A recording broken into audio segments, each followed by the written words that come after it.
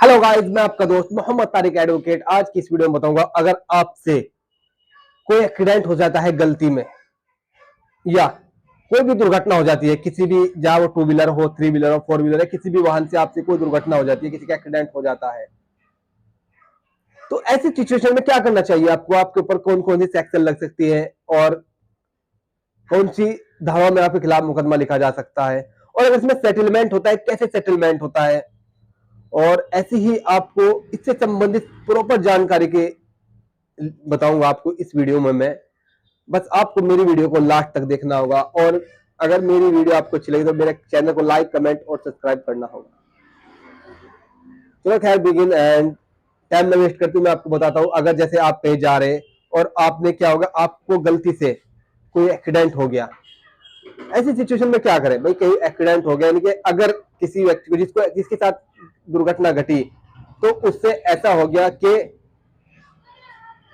उस व्यक्ति को हल्की फुल्की चोट लगी, ज्यादा चोट नहीं है उसको, तो ऐसे में आईपीसी की सेक्शन 337 में आपके खिलाफ मुकदमा दर्ज होगा, और 279 में जो भी बेलेबल ऑफेंस है, जिसकी जमानत आपको थाने से मिल जाएगी। आप एक, जैसे उसने आपके खिलाफ मुकदमा दर्ज करा दिया, आप उसके बाद क्या करोगे? मुकदमा जैसे पुलिस ने दर्ज कर लिया, उसके बाद ऐसा होगा कि आप थाने में जाएंगे, एक जमानती को लेकर आपकी जमानत हो जाएगी। अगर आपके खिलाफ सेक्शन लगी 337 या 279, 269 आईपीसी की, और अगर आपके पास इंश्योरेंस नहीं है, तो ऐसी सिचुएशन में जिस व्यक्ति को चोट लगी उसका आपको कॉम्पनसेशन भी देना पड़ेगा। ठीक हो भाई? इसका मेडिकल में जो भी खर्चा आएगा वो देना पड़ेगा आपको, या इसके पास किसी अन्य वाहन पता जो इसके अंदर चोट चाट आई तो उसका कम्पनसेशन आपको अपनी जेब से भरना पड़ेगा। अगर आपने इंश्योरेंस रखा है आपकी गाड़ी का, तो इंश्योरेंस कंपनी पे करेगी। तो इसलिए आपके पास ड्राइविंग लाइसेंस होना चाहिए जरूर, चाहे वाहन आपका है या नहीं है, और साथ ही साथ अगर वाहन आपका किसी का भी है, इंश्योरेंस जरूर होना चाहिए, क्योंकि उसका जो इंश्योरेंस का जो भी उसको चोट आई जो भी है, उसका जो पैसा भरेगी इंश्योरेंस कंपनी भरेगी। और अगर आपके साथ दुर्घटना हो गई, उसको बहुत गंभीर चोट आ गई, तब भी आपकी जमानत थाने से ही हो जाएगी। लेकिन अगर आपने जानबूझ को नहीं किया, कोई भी इंजरी जानबूझ को नहीं पहुंचाई, ठीक है, जब भी आपकी जमानत थाने से हो जाएगी एक जमानती ले जाकर। और अगर जैसे आपके साथ एक्सीडेंट हो गया और उस व्यक्ति की मृत्यु हो गई, ऐसी सिचुएशन में क्या करें? ऐसी सिचुएशन में आपको क्या करना? तो सबसे पहले आपको आपकी गाड़ी का अगर इंश्योरेंस है, जो भी कॉम्पनसेशन उसके परिवार वालों को जो भी देना पड़ेगा इंश्योरेंस कंपनी देगी। और अगर आपके खिलाफ पुलिस ने मुकदमा दर्ज कर लिया 304A का, 279 304A का, तो आपको थाने से भी जमानत मिल जाएगी, और नहीं तो आपको कोर्ट से जमानत लेनी पड़ेगी, और आपको जेल में भी रहना पड़ सकता हो कुछ दिन, जो भी माननीय न्यायालय को लगता हो। अगर माननीय न्यायालय को लगता हो कि आपने लापरवाही के कारण आपसे एक्सीडेंट हुआ ज्यादा ही, तो आपको 10 दिन, 20 दिन, 30 दिन, जो भी जितने दिन माननीय न्यायालय को लगेगा, इतने दिन आपको जेल में रहना पड़ेगा।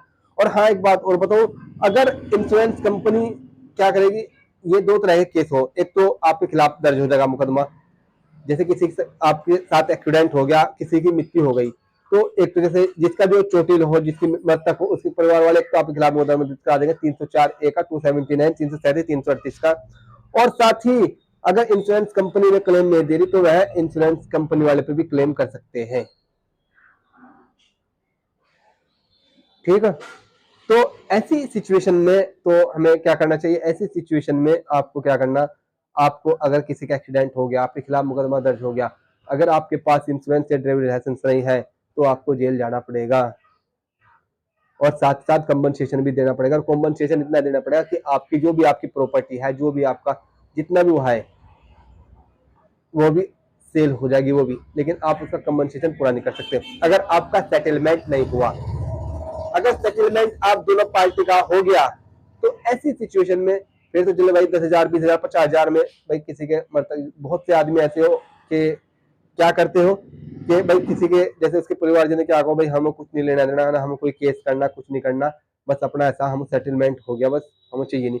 और बहुत से देखो भाई, किसी के मर तक के कोई बच्चा आता है, कोई बेटा, उसके माँ बाप तड़प रहे हैं, कुछ भी करे, भाई 1,00,000 रुपए 2 दे दो, 5 दे दो, 10 दे दो, उसमें बाहर के बाद सेटलमेंट हो गया, चलो भाई केस खत्म हो जा। लेकिन अगर इंश्योरेंस नहीं है, अगर इंश्योरेंस होगा तो फिर जो भी उसके जो भी है, जो भी इसका खर्चा आएगा, जो भी जैसे मतलब सेटलमेंट के लिए, तो इंश्योरेंस कंपनी से क्या करेगी, पैसा देगी भाई, इसीलिए हम इंश्योरेंस कराओ। लेकिन हाँ, ये जो मसला ऐसा, अगर आपने किसी को जानबूझ को किसी का टक्कर मार जिससे उसकी मृत्यु घटित होगी, तो आपके ऊपर सेक्शन 302 का ही अपराध बनेगा, जानबूझकर, इंटेंसली। और अगर आपसे लापरवाही से हुआ, मतलब या जानबूझ के नहीं किया, आपकी इंटेंशन मारने की है ही नहीं थी, हो गया भाई आपसे गलती से हो गया, तो ऐसी सिचुएशन में भी आपको खिलाफ मुकदमा दर्ज होगा।